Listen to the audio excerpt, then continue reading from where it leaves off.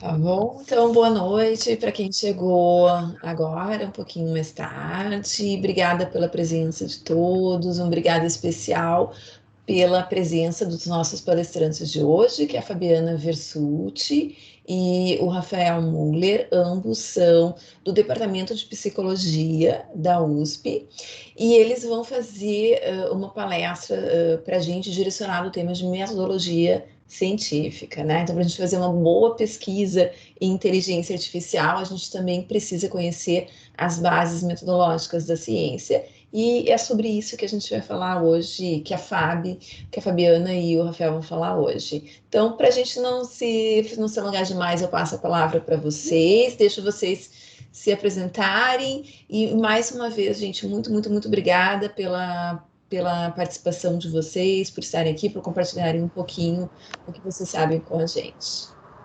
Eu vou desligar meu microfone e minha câmera, mas vou ficar o tempo inteiro aqui, tá bom? Qualquer coisa é só me chamar. Ótimo. Bom, então, boa tarde, início de noite aí para vocês. Como a parte me apresentou, meu nome é Fabiana Versucci, sou professora do Departamento de Psicologia da USP de Ribeirão. Especificamente trabalho no programa de pós-graduação em psicobiologia.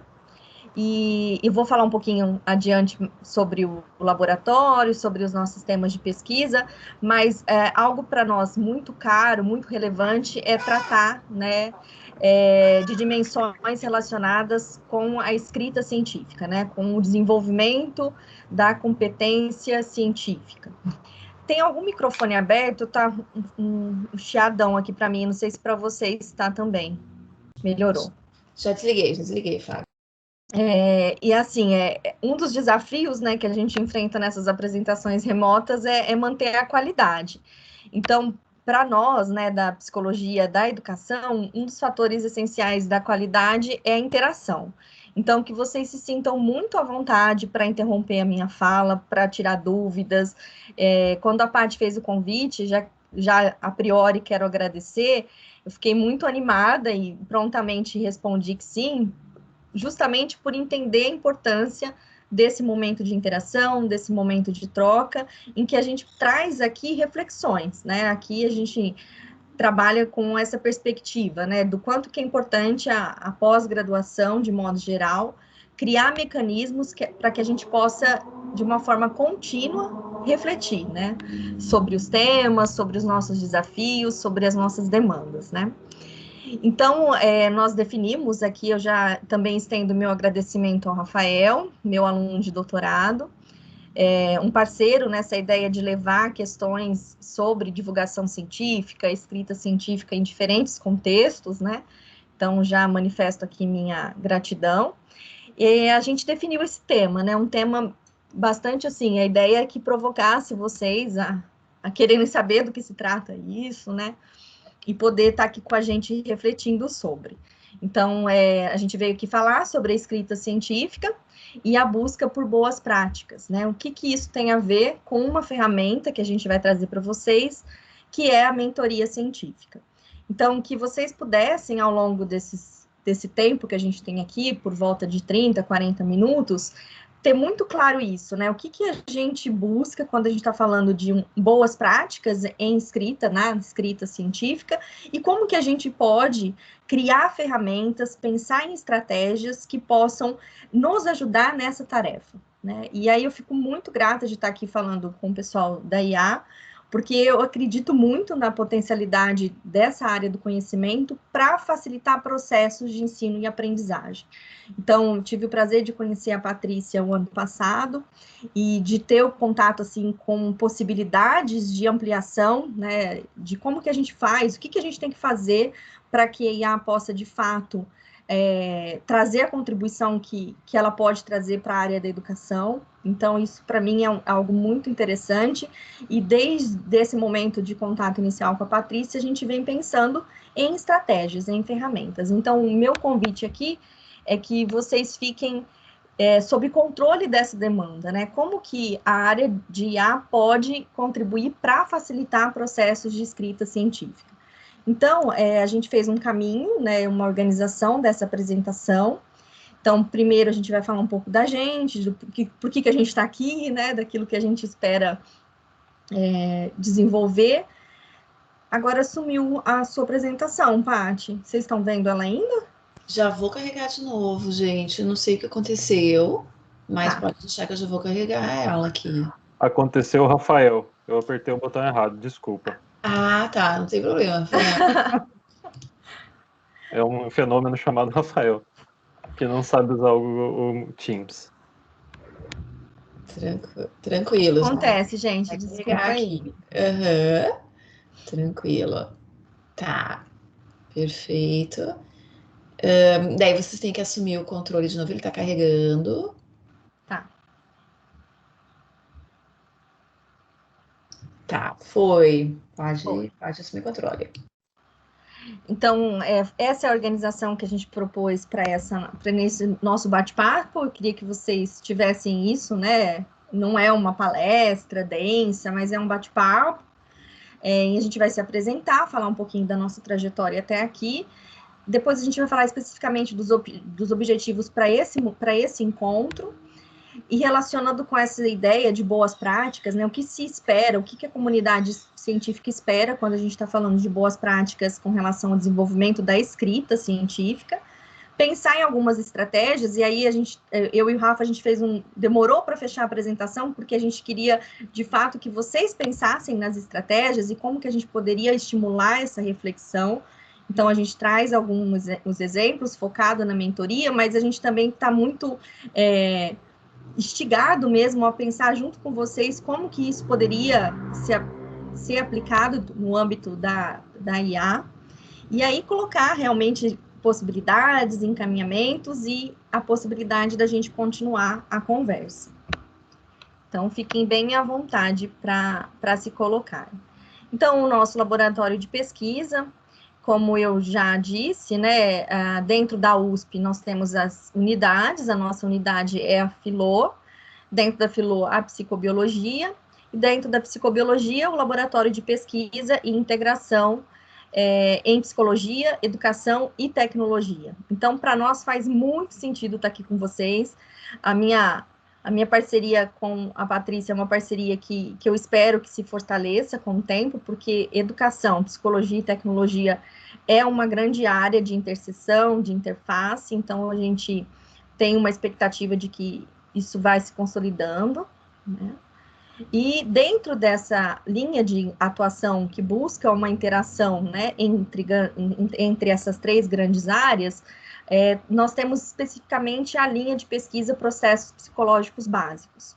E aí, dentro dessa linha de processos psicológicos básicos, está a aprendizagem, está a motivação, está questões de cognição, que são temas que tocam, né, que tangenciam a área também da IA. Então, a gente tem essa expectativa aí de poder continuar explorando essas possibilidades dentro dessa grande linha de pesquisa.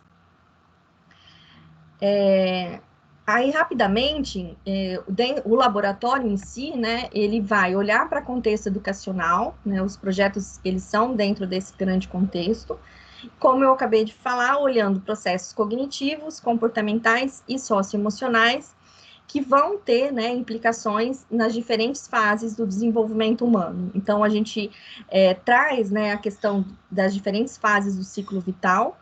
Então, hoje a gente tem projetos desde a primeira infância até o ensino universitário, e dentro dessa perspectiva, as tecnologias, né, digitais da informação e comunicação, elas são entendidas pelo grupo como ferramenta, como espaço que pode facilitar esses processos comportamentais, socioemocionais e cognitivos. Então, é dentro dessa perspectiva que hoje o laboratório atua.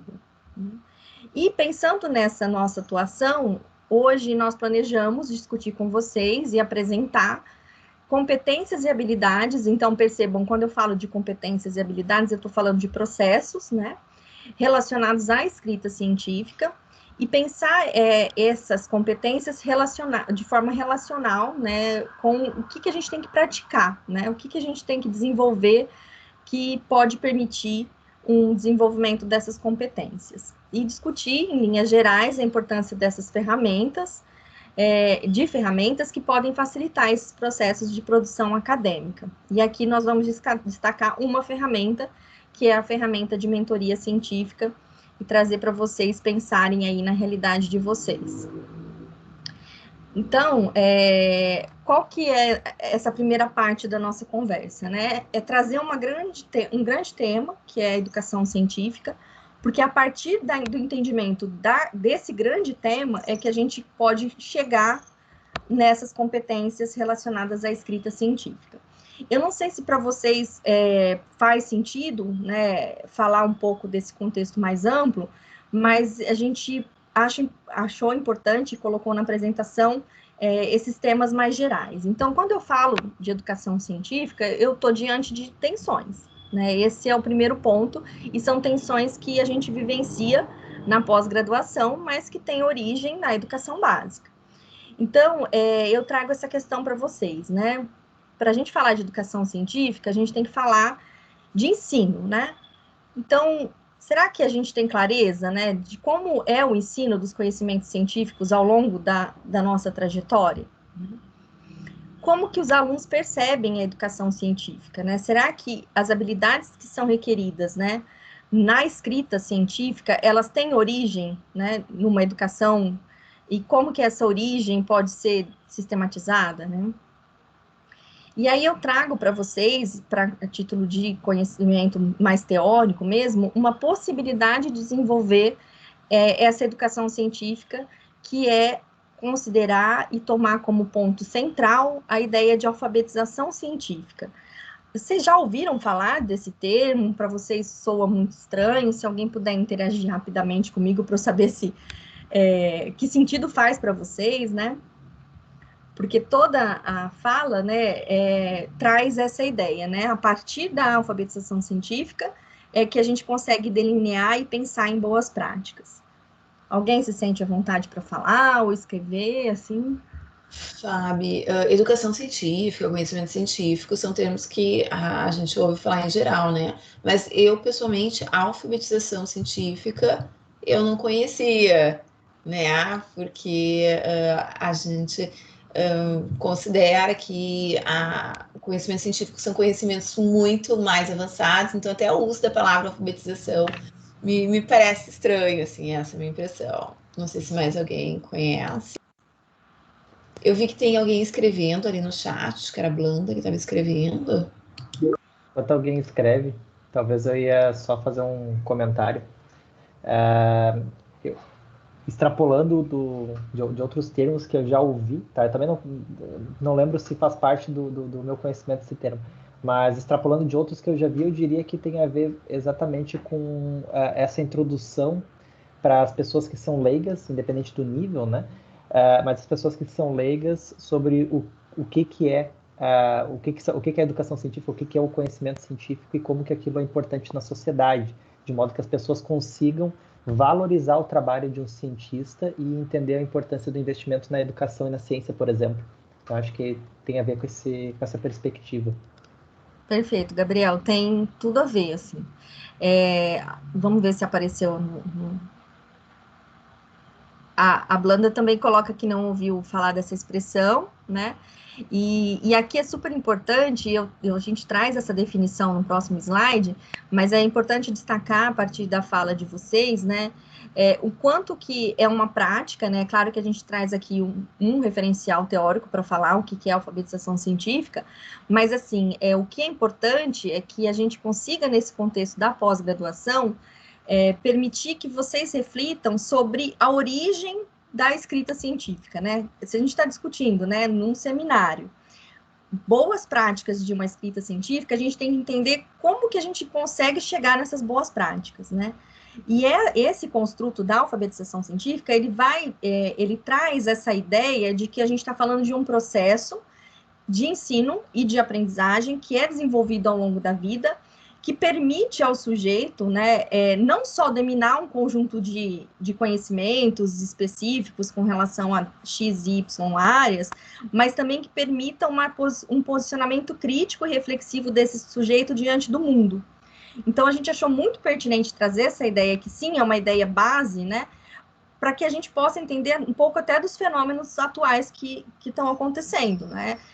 A gente costuma dizer no grupo que se a gente estivesse, né, focado em práticas que valorizassem pressupostos, né, da produção científica ao longo da nossa escolarização, talvez a gente não tivesse tendo que lidar com tantos problemas que a gente lida hoje, né? Então, é muito importante a gente ter essa dimensão mais ampla, né, do que envolve o ato, né, de produção acadêmica, para que a gente possa se posicionar diante da realidade. Então, e aí eu trago para vocês, estou me atrapalhando um pouco com a definição mesmo, né, é pensar em como que a gente promove, né, um ensino de ciências voltado para a formação cidadã dos estudantes, o que inclui o uso e o domínio dos conhecimentos científicos e seus desdobramentos nas diferentes esferas da vida. Então, mais do que dominar um conjunto, né, de conhecimentos científicos, é como eu faço uso dele, não no sentido utilitário da palavra, mas como eu consigo transformar um contexto, como eu consigo transformar uma realidade a partir desse conhecimento. E aí que entra para nós de uma forma muito relevante a construção de práticas que podem favorecer o processo da escrita científica, porque é por meio da escrita científica que a gente consegue, de fato, transformar alguma coisa, alguma realidade, algum cenário, algum contexto que mereça a nossa intervenção.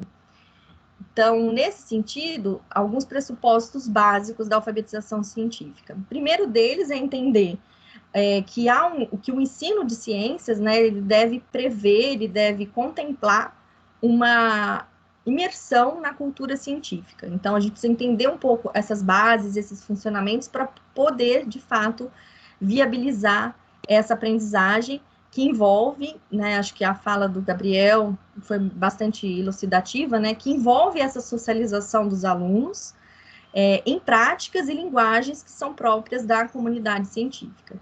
E um dos processos mais intensos dessa prática é a argumentação. Então, a capacidade de construir bons argumentos define boas práticas de escrita científica.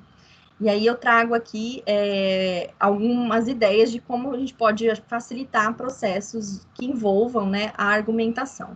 Então, o primeiro deles é que deve sim haver o domínio do conhecimento científico, e esse domínio deve ser submetido a uma avaliação que permita confirmar ou refutar hipóteses. Então, esses grandes pressupostos, eles orientam e deveriam orientar a nossa escrita científica, porque a partir dessa grande construção é que a gente consegue se fazer claro, é que a gente consegue defender confirmando ou refutando hipóteses, né? E aí, nesse sentido, eu trago aqui, não sei se alguém já ouviu, uma obra muito interessante do Tübingen, que vai falar, ele constrói, tem uma obra super vasta, em que ele vai construir padrões e descreve como seria um padrão de argumentação científica, né, nesse caso de argumentação geral, e a gente traz aqui o exercício para argumentação científica. Então, todo dado deve permitir esse fluxo, né? Então, o dado, ele envolve um assim, o que, o C, que são as variáveis, a menos que, né, é uma outra variável, já que por conta de B. Eu costumo brincar que cada trabalho científico tem que ter um bom argumento. Eu tenho que olhar para o trabalho científico e identificar qual o argumento que ele defende, né? Quais são esses padrões de refutação, esses padrões que vão confirmar. Então, ter clareza, se o trabalho científico permite que você identifique qual é o argumento do trabalho, ele é um bom trabalho em linhas gerais. Tudo bem, pessoal? Estou indo muito rápido? Parece ótimo, Fábio. Tá bom, qualquer coisa vocês me interrompam, tá bom? E aí, também. A construção desse argumento é algo, então, tido como essencial, né, nessa nossa tarefa de produção científica, sempre procurando entender, né, quando a gente fala de se ater ao domínio da ciência, é identificar, de fato, assuntos e temas científicos que sejam relevantes, a partir de dados. Então, a nossa busca é sempre fundamentar a nossa ação científica, a nossa divulgação, a nossa prática em dados, né? Que possam, de fato, fundamentar as nossas afirmações. Então, aqui entra algo que está muito em voga hoje, mas se vocês pegarem esses textos mais clássicos, vocês vão ver que essa ideia de utilizar as evidências, né, como base para a construção de práticas é algo que já está na literatura há muito tempo. Então, os dados, eles devem permitir essa elaboração e busca de evidências e sempre trazer muito forte essa ideia de que a gente está apoiado num campo da ciência. Então, o convite aqui que vocês sempre tentem fazer, né, na área de vocês, esse exercício de construção de argumentos, lembrando sempre de olhar para temas científicos que sejam relevantes, de pensar em como que vocês vão construir e elaborar e fundamentar os dados de vocês, apoiado no conhecimento da área de vocês. Então, eu não vou falar dessa atividade, porque é rápida, mas eu compartilho com vocês, é rápida não, a gente tem um pouco tempo, mas é uma atividade muito interessante que promove um exercício de construção de hipóteses. E aqui, de novo, já fica o meu convite para vocês. Será que a IA pode desenvolver ferramentas que permitam, que facilitem esse trabalho de construção de hipóteses? Então, vocês vão ver que, basicamente, se coloca um problema, e aí o aluno ele tem que pensar em como ele trata o problema, então, a partir dos dados, como que ele vai elaborar uma hipótese e depois como ele pretende justificar, né, essa escolha, como que ele pretende fundamentar o dado dele. Então, aqui é super importante vocês tentarem fazer essa reflexão aí com a área de vocês. Aqui é um exemplo era de um curso que eu ainda hoje atuo, que é de licenciatura em ciências. Depois eu mando essa apresentação. Então, em linhas gerais, como que a gente pode criar condições para esse desenvolvimento? E aqui a minha reflexão é que a gente pense no âmbito da pós-graduação, né? Como que a gente consegue, enquanto grupo de pesquisa, enquanto professores, alunos, criar uma rede que possa permitir o desenvolvimento dessas práticas. Então, o primeiro ponto a ser destacado como práticas que estimulam o desenvolvimento dessas competências, desse raciocínio, é pensar em atividades que, de fato, se constituam como investigações. Então, como que a gente consegue promover uma ênfase no raciocínio da atividade que possa envolver as pessoas na tomada de decisão sobre dados, né? O que é relevante, o que não é, como que a gente permite manipulação de materiais. Então, definir mesmo um plano de investigação. Acho que aqui é importante trazer esse movimento da pós-graduação. E aqui eu trago algo que também está bastante em moda no cenário atual, que é como a gente constrói um currículo, né? E aí, no caso da graduação, como que a gente pensa em projetos que possam ser organizados de modo que essas competências sejam desenvolvidas, né? E aqui, dentre elas, está a competência científica. Então, aí aqui eu trago essa ideia para a gente pensar, né, como que a gente pode romper esse enfoque mercadológico, técnico de competência, que permita, o que envolve a competência, né, além do domínio de informações, assim, pensar na natureza científica dessa competência, né, e como que a gente pode valorizar o envolvimento dos alunos, e aí, de novo, como cidadãos conscientes, que eles possam tomar posicionamentos críticos, né, em frente a assuntos relacionados com a ciência. E aí, entra um ponto que eu vou parar rapidinho também, qual o conceito de competência, assim? Quando eu falo competência, o que vem à mente de vocês? O que esse termo traz, né? Porque a gente está falando aqui o tempo todo de que a escrita científica, ela se baseia no desenvolvimento de competências, né? Mas será que a gente tem claro qual é o conceito de competência? O que a gente entende por isso? Alguém poderia falar rapidinho, escrever? Eu estou pelo chat aqui também, eu posso ver se alguém mandar escrito.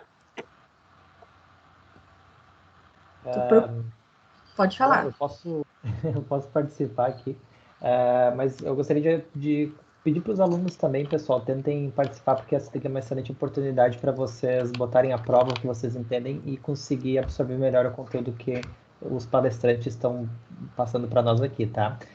Mas eu diria que esse é o tipo de palavra que a gente consegue entender empiricamente, mas é difícil de chegar num conceito formal, né? Pelo menos para quem não é especialista na área. Então, eu diria que competência tem bastante a ver com tu dominar um determinado assunto, tá? E conseguir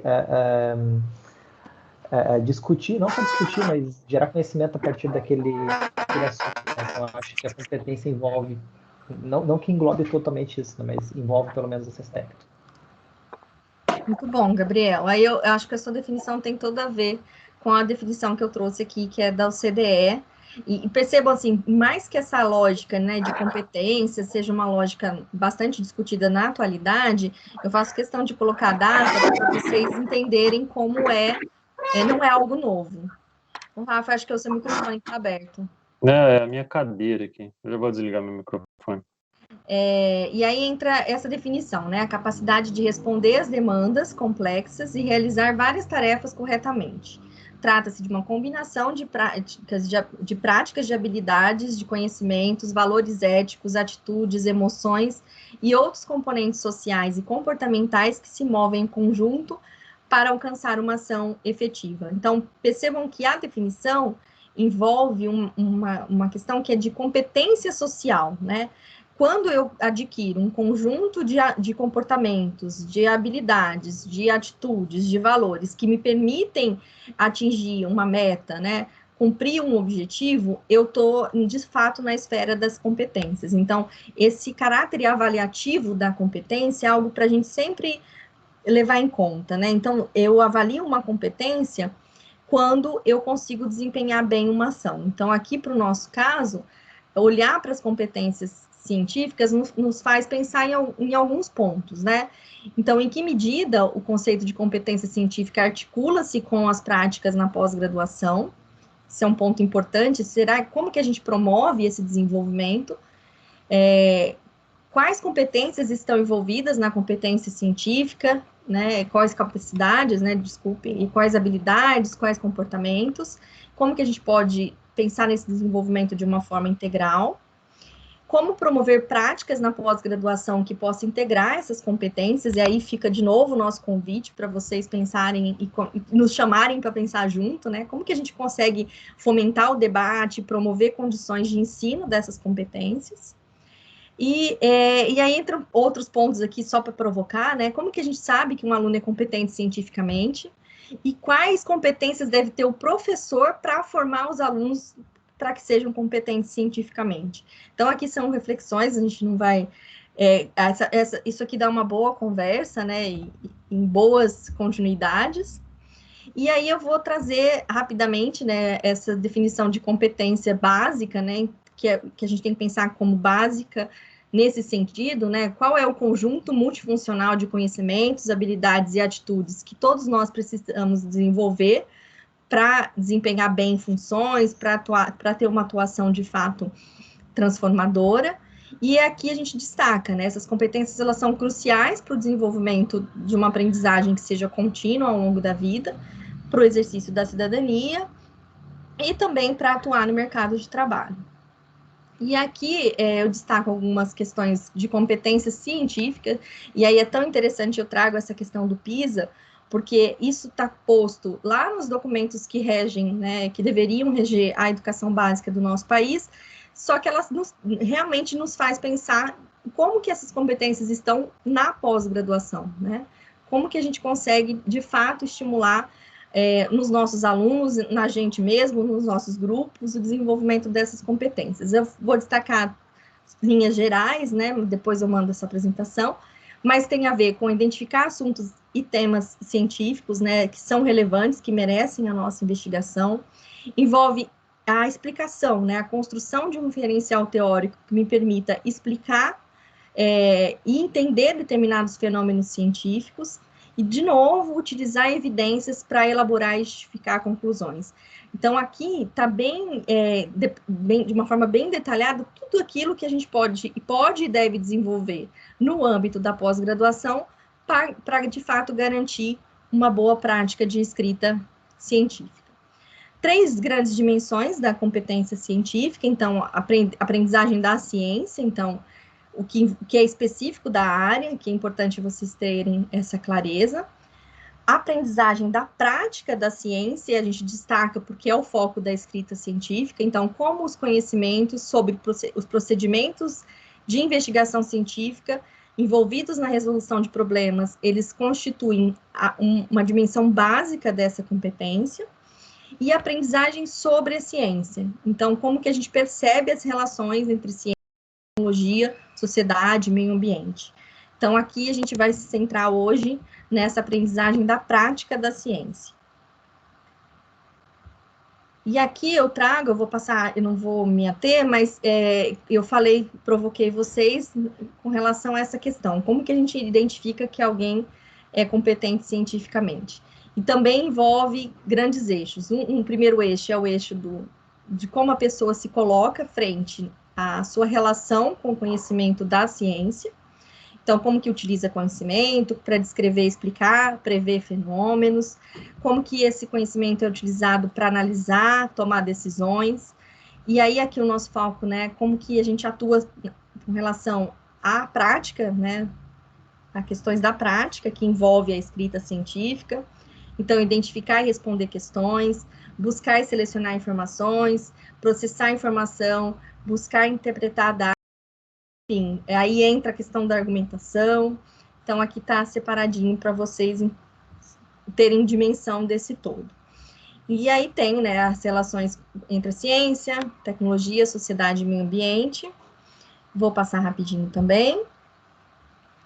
E vou aqui especificamente trago essa reflexão para pós-graduação. O primeiro ponto que a gente tem que destacar aqui é que a pós-graduação no Brasil se fundamenta em 3 pilares. Então, a ideia, né, a proposta de formação de docentes, eu acho que é um ponto importante, não é o nosso foco aqui hoje, preparação de pesquisadores e o treinamento de profissionais para necessidade de desenvolvimento no país, em diversos setores. Então, o nosso foco aqui é pensar em como a pós-graduação se coloca nesse cenário, né? Como que a gente pode, de fato, preparar pesquisadores.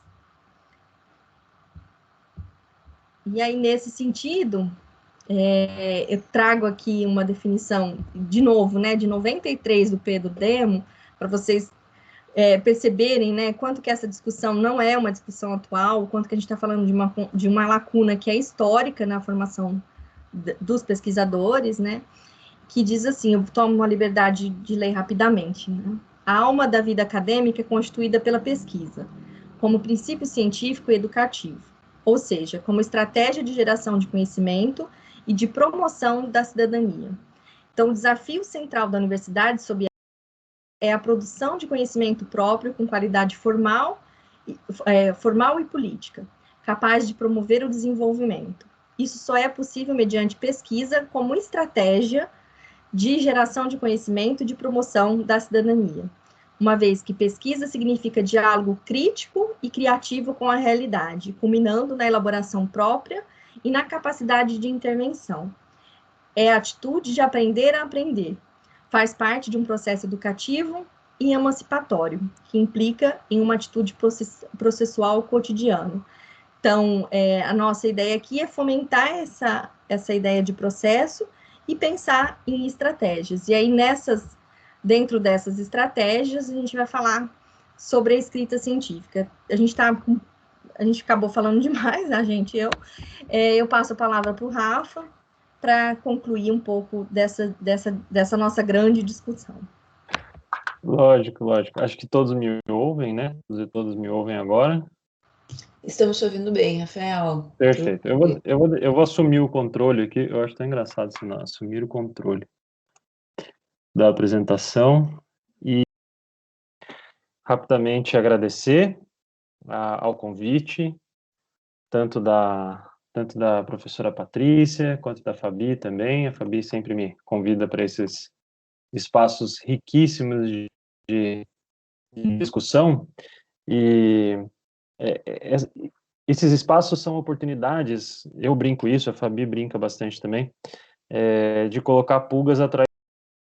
A gente traz aqui definições, a gente traz contextos, possibilidades, mas acho que assim, o nosso grande objetivo sempre com essas falas é colocar a pulguinha atrás da orelha de todos e de nós também, para que a gente possa então continuar esse processo, né? Como estava aí no trecho anterior.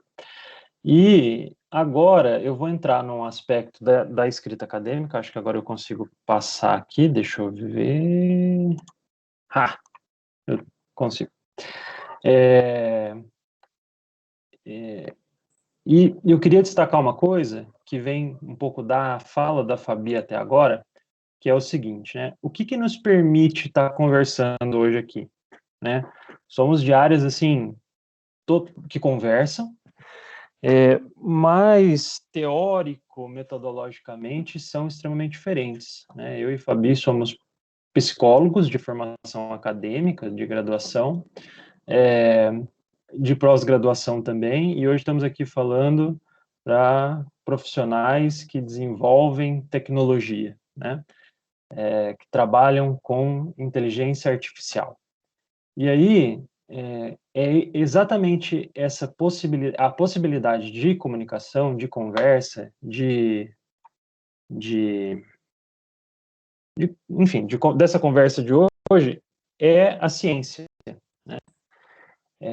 O método científico, né? É isso que permite que a gente se entenda, mesmo não sendo da mesma área, né?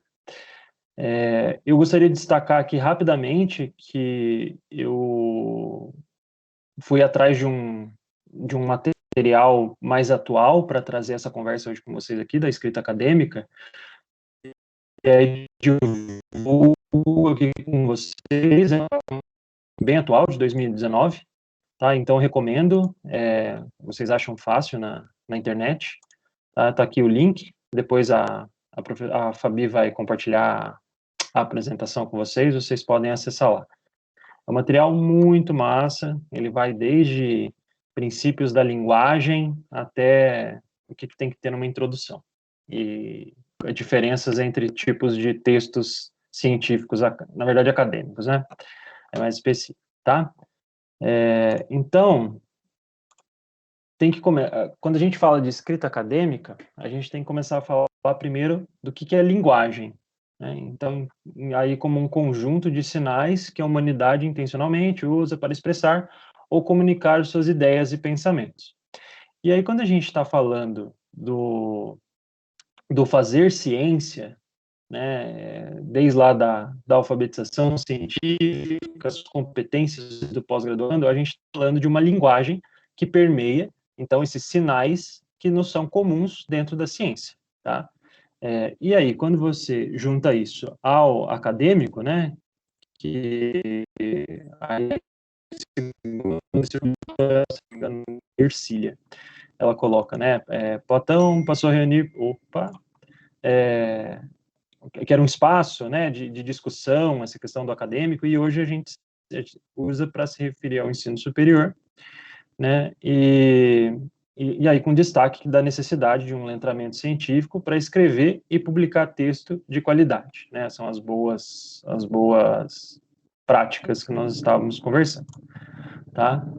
E aí eu lhes faço uma pergunta, acho que vocês já perceberam que a gente gosta de fazer pergunta, né? Qual que é o estilo, então, da linguagem da escrita acadêmica? Eu agradeço muito se puderem... Estou falando aqui para colegas, né? Doutorandos, doutorandas, mestrandas. Se pudessem, rapidamente, coisa de às vezes uma palavra, 1 minuto, puder falar alguma coisa, eu agradeço. Que aí eu já passo aqui. Algumas coisas, né? A Branda está falando ali, argumentativo formal. Uhum. Eu acho que é um texto mais impessoal também, né? Aquelas regrinhas básicas de não utilizar o eu, de quando a gente quer falar de fatos, né? Acho que é uma outra coisa que a gente pode adicionar. Claro, preciso, formal. Isso, formal, a questão do preciso também, né? De não usar adjetivos, de exageros, né? Tudo tem que ser aquilo que a gente quer expressar sem exageros. Aquilo que nos cabe. enquanto um dado. É isso aí. Aham. Gente, muito obrigado por participar. Eu acho que essa questão do formal, direto, claro, é o que mais aparece, né? Então, é uma linguagem, um estilo, desculpa, uma linguagem, uma escrita objetiva, clara, impessoal. E aí uma coisa que é importante destacar, né? É uma linguagem, é uma escrita que é ancorada em um panorama teórico-metodológico. Então, enquanto escrita acadêmica, a gente não fala, eu vou falar assim, de uma forma bem esdrúxula quase, mas assim, a gente não fala sozinho, né? O pesquisador, a pesquisadora não está falando, enfim, o que acha, né?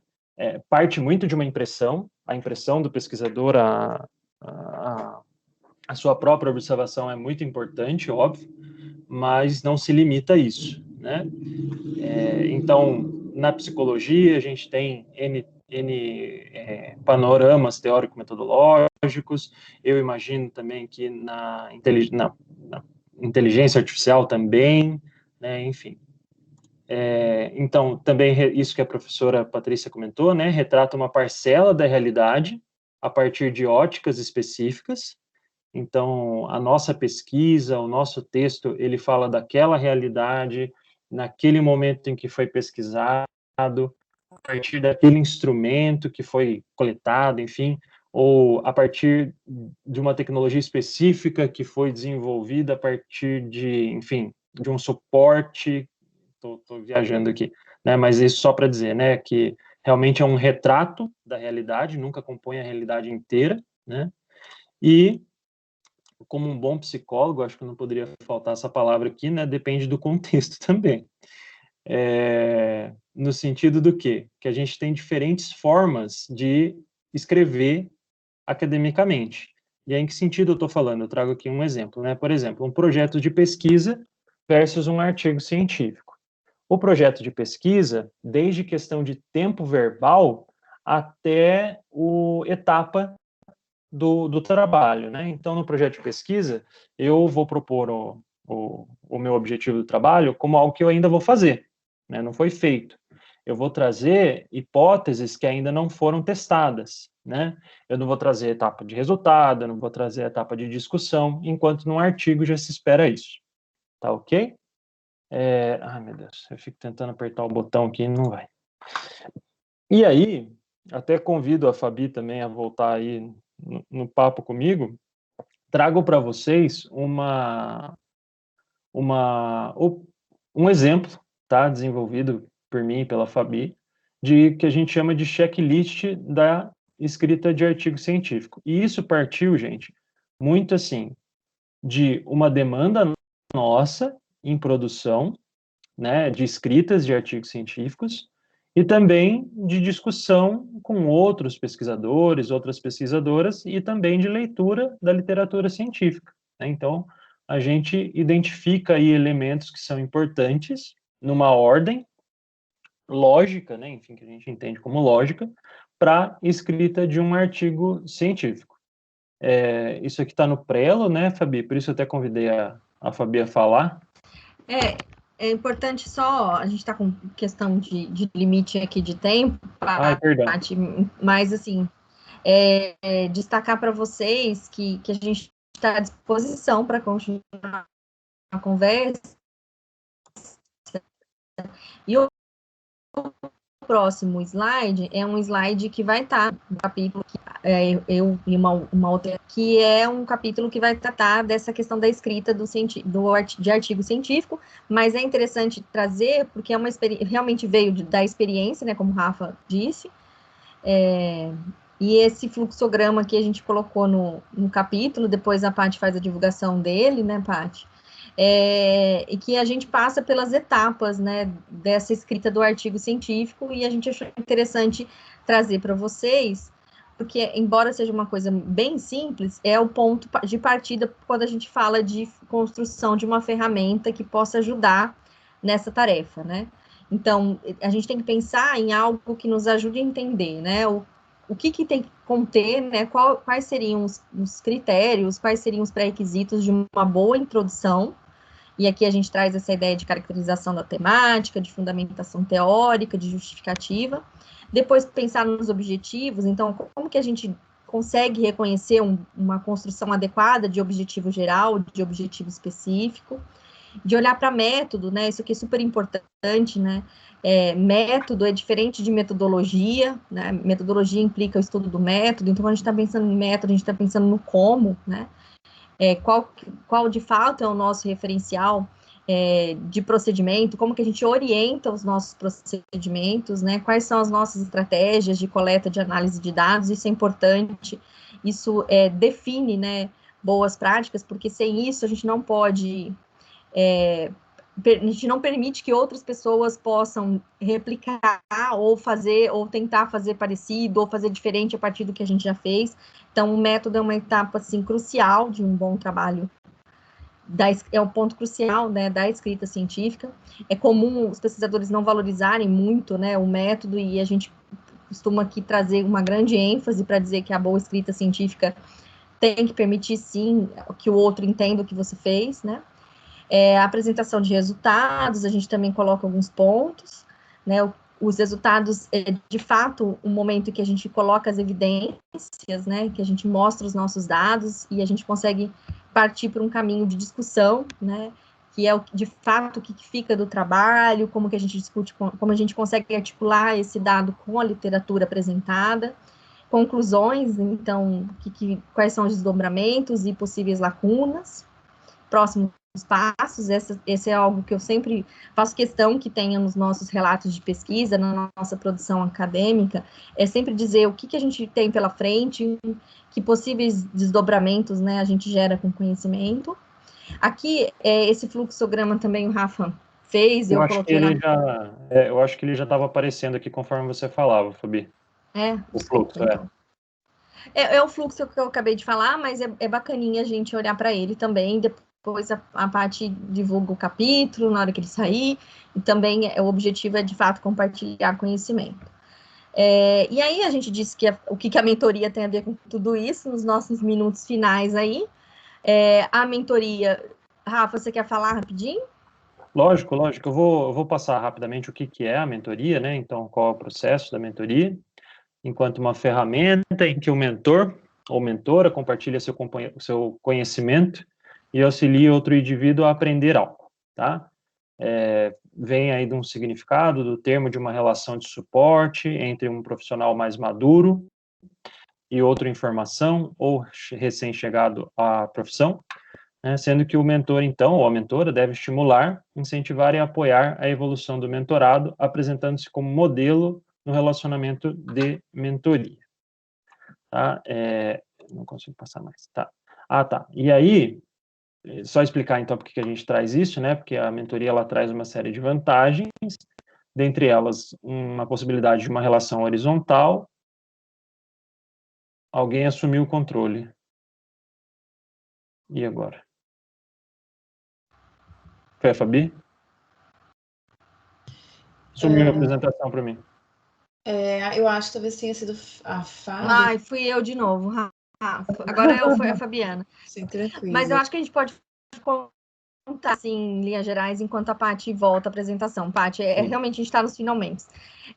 Eu só queria destacar, né, essa questão desses pressupostos que o Rafa coloca da mentoria e pensar com vocês como que a gente pode trabalhar nessa relação para fomentar boas práticas da escrita científica. Então, qual que é a ideia? Né? É que a gente possa, numa relação horizontal, né, de fato, em que quem já passou pela experiência pode compartilhar o que foi feito, atuar nessas linhas, né, atuar nesses pontos que a gente sabe que são pontos fundamentais da escrita científica.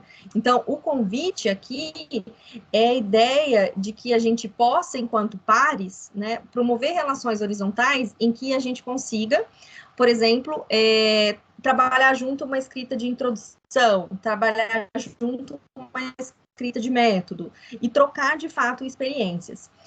A gente está fazendo um exercício no doutorado do Rafa, que é estruturar essa mentoria científica em etapas. Então, desde definição de tema, desde desde eu construo uma boa hipótese, como eu elaboro uma boa questão, até esses produtos que a gente destaca aqui, que é, no caso aqui, ou a escrita de um artigo ou a escrita de um projeto. Então, o convite aqui para vocês é que a pensar em como as ferramentas podem ajudar por exemplo, automatizar esse processo da mentoria. Será que um tutor inteligente, né, Paty, poderia contribuir para uma avaliação se o objetivo está bem escrito ou não? Como que eu consigo ler um artigo científico e identificar aí se eu consigo reconhecer a justificativa daquele trabalho? Então, o nosso convite aqui é que vocês possam continuar pensando aí sobre formas de usar a área de vocês para facilitar esses processos, né? Então, Rafa, aqui o Rafa coloca, né, essas questões do benefício da relação de mentoria. A gente tem um projeto de tornar essa mentoria científica, já está em desenvolvimento online, mas pensar nessas ferramentas. Sim. E que vão mediar essa relação, né? Isso. Aí, de novo, né, como que a gente pode... Eu fico pensando muito nos sistemas de tutor inteligente, como que a gente poderia contribuir para essa escrita, para esse desenvolvimento. Aqui tem algumas referências, e a gente sempre gosta de terminar com alguma imagem, Peraí, alguma coisa... Que não está aparecendo, não. Você não estava apresentando. Peraí. Aqui as Não está aí? referências. Agora vocês estão vendo aqui as referências, né? Para mim já está lá na figurinha. E para o resto do pessoal, está aparecendo aqui agora. É que aqui parece como se eu tivesse assumido a apresentação. Peraí, você assumiu o controle, mas ainda está no slide vantagens da mentoria. Quem sabe vai mais uma, então. Que loucura.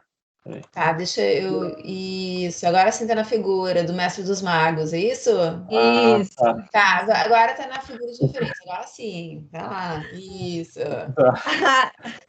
A Isso gente aqui é só uma sempre gosta brincadeirinha. É uma brincadeirinha, mas é o que a gente é o nosso recado final, assim, né? É que de fato, destacar que essa tarefa, né? Essa grande demanda da pós-graduação não precisa ser uma tarefa de que só o orientador e o orientado estejam no barco, né? Então, de fato, a gente pensar na pós-graduação como uma rede, como esse movimento que a gente faz aqui agora, né? Eu fico imaginando o quanto que a gente poderia, de fato, se ajudar se a gente tivesse essa ideia, né, de construir relações, de que a gente pode pensar em ferramentas, a gente pode pensar em outros caminhos, para não tornar essa tarefa aí tão impactante, né? A gente brinca que a nossa ideia de trazer a mentoria é uma ideia justamente para minimizar efeitos aversivos que estão envolvidos com a tarefa de produzir algo de acordo com as exigências aí acadêmicas, científicas de modo geral. Então, Sim, foi... então, e assim, gente, desculpa aí os atropelos, e a gente coloca o nosso contato, né, e de fato para continuar a conversa, e enfim, a gente só agradece e que a gente tenha gerado em vocês algumas reflexões. Obrigada, gente. Valeu, galera. Perfeito, muito, muito obrigada a Fábio e ao Rafael pela apresentação. Eu acho que a gente precisa muito dessas apresentações, né, gente?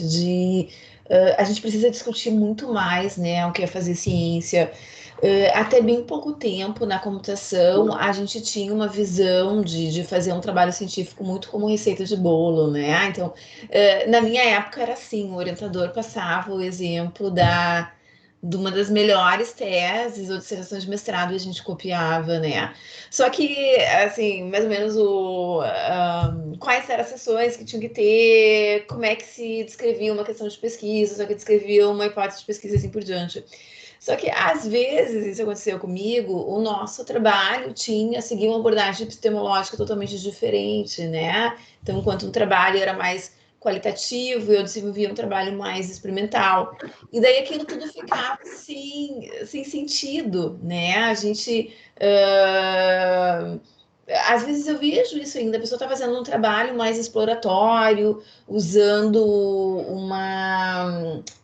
um tipo de algoritmo de machine learning, que são a clusterização, que é mais voltada para um trabalho mais exploratório, e está colocando hipótese de pesquisa, que é mais para um trabalho explicativo, né, em que a gente procura um resultado, a gente vai ver se a gente consegue atingir aquele resultado.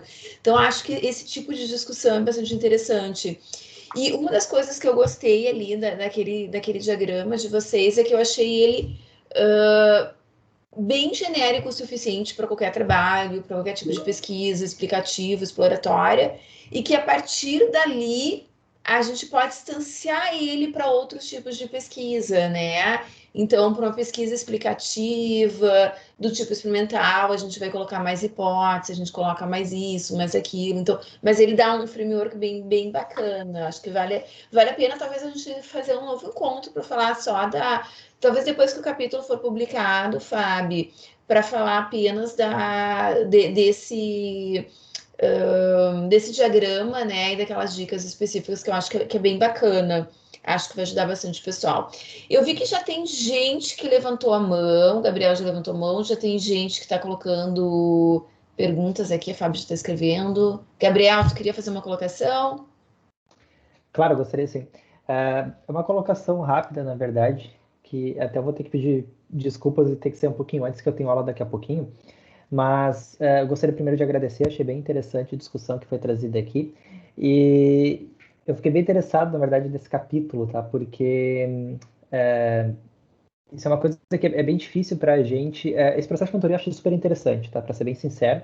E eu acho que é extremamente válido, tá? De fato, muitos dos melhores trabalhos que eu conheço de alunos publicados, tá?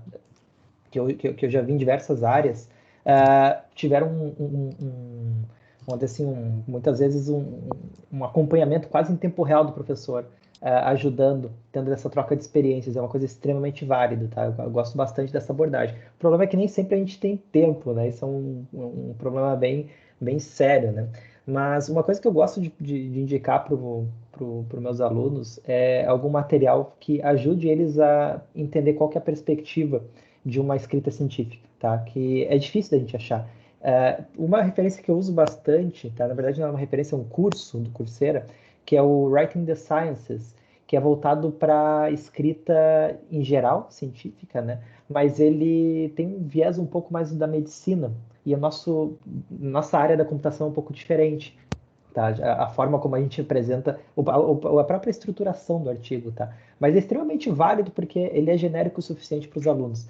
Mas eu sempre fico me pensando, tá, será que não tem uma escrita? Porque é um curso há muito tempo, né? Um curso que aparece lá no Coursera, um mês fazendo. Os alunos ficam com medo até de começar às vezes, né? E se a gente dá algum artigo, ou algum capítulo, ou mesmo um livro, eu acho que isso é muito mais produtivo.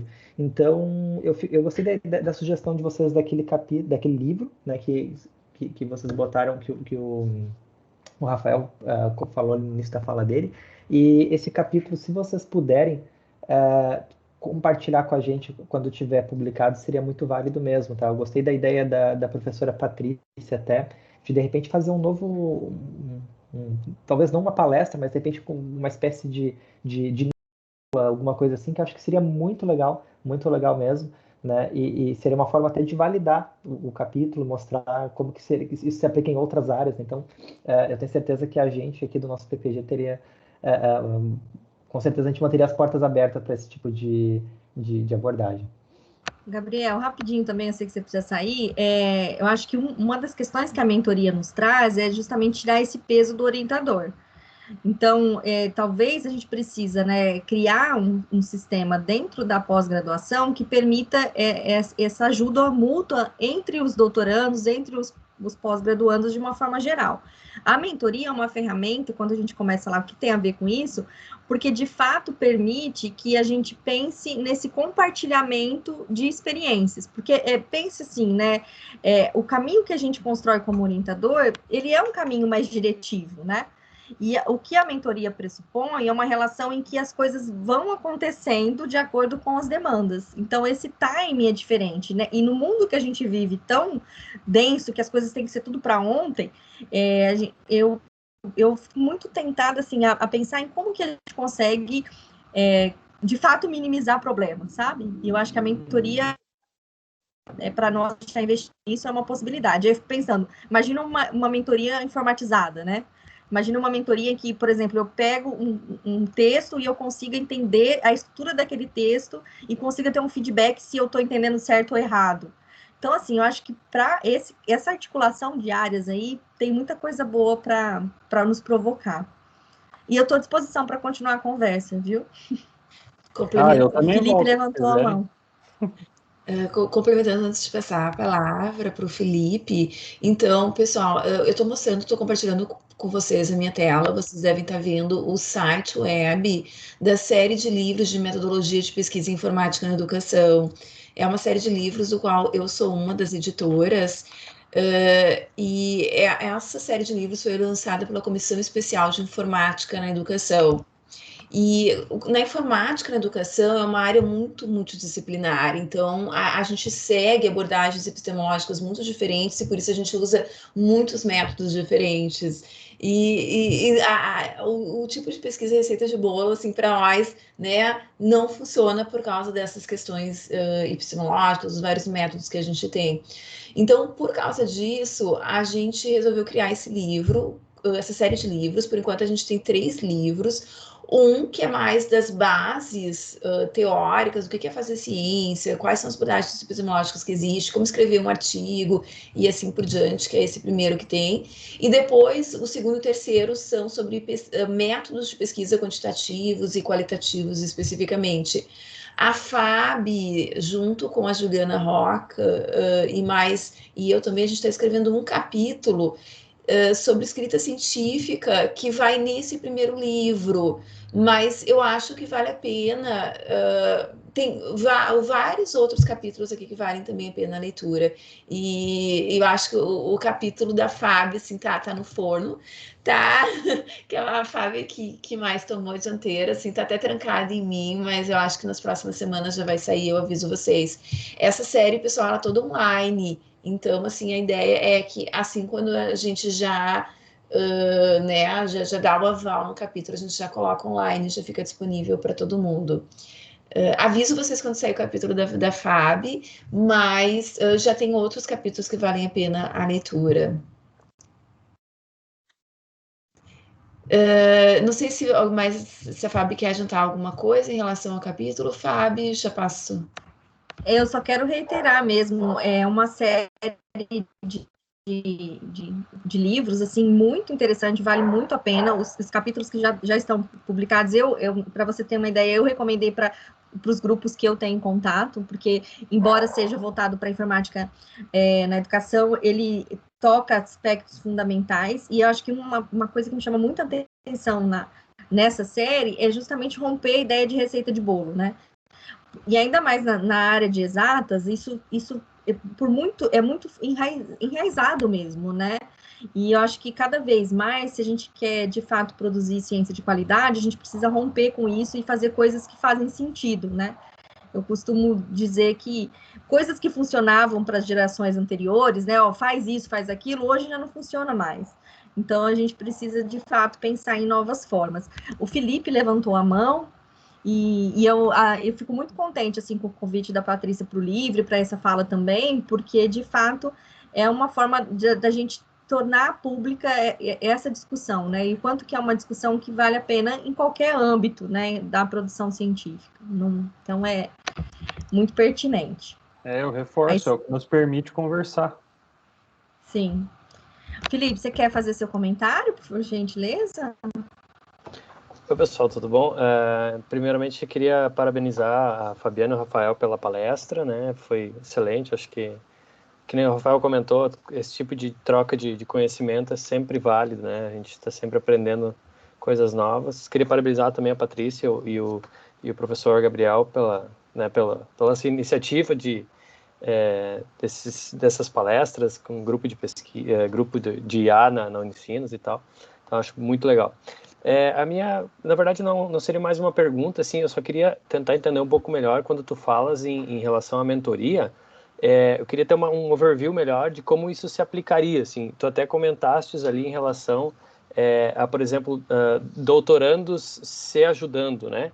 Então, eu queria entender se era mais ou menos nesse nível, assim, colegas se ajudarem em momentos específicos ou não? Seria mais em relação aos professores entrarem junto? Como seria essa visão geral, assim, da mentoria? Muito bom, Felipe. Eu vou passar a palavra para o Rafael, porque esse é o projeto dele de doutorado, e também coloco o nosso contato.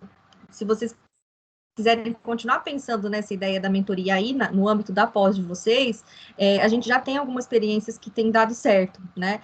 E um dos princípios, Felipe, é exatamente criar uma estrutura em que quem já passou, por exemplo, pessoa com dificuldade em escrever a introdução, quem já passou pela introdução possa encontrar respaldo no parceiro, então é uma relação de parceria, para dar dicas, colocar questões sobre como se faz a introdução, por exemplo. E o Rafa vai falar rapidinho, mas ele acompanha, ele tem algumas frentes de mentoria científica. Acho que vale a pena comentar rápido, Rafa. Sim, Felipe, né? Felipe, você conhece vou dar um exemplo, depois eu explico mais, mas você conhece a Plataforma Brasil, né? Sim, já ouvi falar. De submissão de projetos, comitê de ética, tá? A gente faz a submissão. Eu sou uma pessoa que tem uma verdadeira dificuldade com pequenos detalhes que tem lá, tá? E isso é uma etapa importante da pesquisa, tá? Você ter o amparo, tá? E aí por isso que pode ser sim, né, entre colegas de doutorado, mestrado, enfim. Uma pessoa que já passou por essa experiência, que possa te ajudar com isso, ou te dar dicas, ou contar como foi a experiência, tende a ajudar você a, quando for passar por aquela mesma experiência ou experiência semelhante, que a pessoa tenha menos adversidades ou tenha menos dificuldade para passar por aquilo. Agora eu vou dar um exemplo de como está acontecendo já, né? Uma das frentes que a gente tem identificado para compor essa mentoria científica, né? Que a gente chama de mentoria científica, é para o ingresso na pós-graduação. Então eu já tive a experiência de passar pelo mestrado, de entrar, né? Ingressar no doutorado, da escrita do projeto, da arguição desse projeto, né? Em programas específicos, né? Isso muda de programa para programa. Então, pesquisadores que querem passar, ou pessoas, né? Enfim, que querem ser pesquisadores ou pesquisadoras, né? Se beneficiam dessa experiência, tanto da escrita e estruturação do projeto, quanto também da preparação, né? E aí isso, enfim, frente a alguns elementos também de motivação, do porquê que chegou lá, né? Para onde quer ir, para onde quer ir com o seu projeto, qual é a relevância desse projeto, como é que ele se encaixa dentro de um programa X, Y, Z de pós-graduação, tá? Por hora, bom, por hora não. E a beleza disso, né, o interessante disso, e isso tem apoio teórico-metodológico, é que pode ser, sim, com um docente, por que não? Né? O que mais a gente vê, o que é mais comum a gente vê com docentes, né, é a relação de orientação.